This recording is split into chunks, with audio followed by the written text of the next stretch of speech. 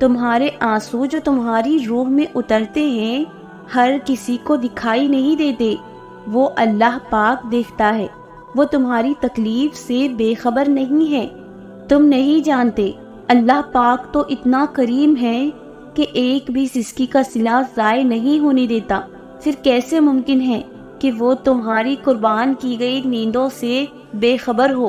وہ نیندیں چھین لے تو اسے سزا مت سمجھو، ہزاروں میں سے اس نے تمہیں چنا ہے، کیونکہ تم اسے سب سے زیادہ محبوب ہو، اور جو اسے محبوب ہو جائے وہ اس کی دعاؤں کو بھی محبوب کر لیتا ہے، اور جس سے اسے اتنی محبت ہو اس کے منہ سے نکلی ہوئی کوئی بھی بات وہ کیسے رد کر سکتا ہے؟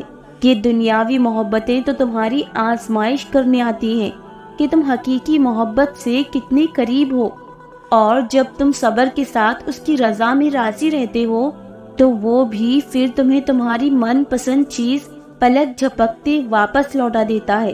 اور یہ جو تم بار بار ہر کسی کے سامنے صبر اور ضبط کا واویلا کر رہے ہو، تو بتاؤ ذرا، کیا تمہارا صبر زیادہ ہے یا صبر ایوب علیہ السلام؟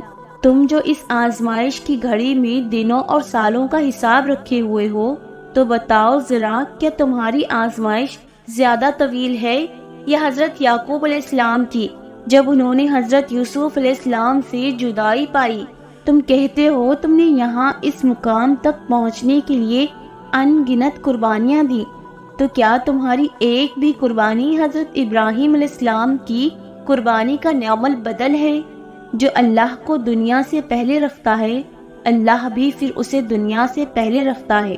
اللہ کو محبت کا مرکز بنا لو، پھر دیکھو کیسی ساری محبتیں بھاگ کر تم تک پہنچ جائیں گی۔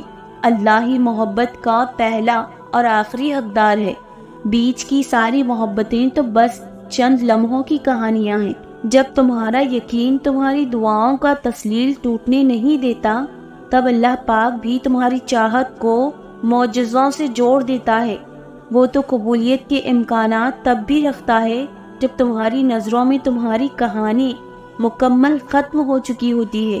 ہم چاہتے ہیں کہ کوئی ہم سے بہت محبت کرے، ہماری سنے، ہماری بات کا مان رکھے، ہمیں سوچے، ہمیں سمجھے، ہمارا ہر موڑ پر ساتھ دے، ہمیں گرنے نہ دے، جو ہماری تمام خوشیوں کو پوری کرے۔ محبت تو ہمیں ایسی ہی چاہیے، لیکن پتہ ہے ایسی محبت اللہ کے سوا کوئی اور نہیں کر سکتا۔ وہ ہماری سنتا ہے کیونکہ وہ السمیع ہے، وہ ہماری ہر بات کا مان رکھتا ہے کیونکہ وہ القوی ہے۔ ہم اسے یاد کرتے ہیں تو وہ بھی ہمارا تذکرہ فرشتوں میں کرتا ہے۔ وہ محبت کے بدلے محبت دیتا ہے، آنسو نہیں دیتا، رسوا نہیں کرتا۔ حالات بڑے سخت ہو گئے ہیں، معاملات صحیح نہیں ہو رہے ہیں، جن پر بھروسہ تھا وہ دغا دے رہے ہیں۔ اب صبر نہیں ہو رہا نا، لیکن جانتے ہو صبر ابھی تو کرنا ہے، اسی کا تو اجر ہے۔ جب سانس بھی نہ لیا جا رہا ہو، دل شکستہ ہو چکا ہو، تبھی تو صبر کرنا ہوتا ہے۔ میری مانو، تھوڑا اور صبر کر لو، اللہ وقت بدل دے گا، ہمت نہ ہارو۔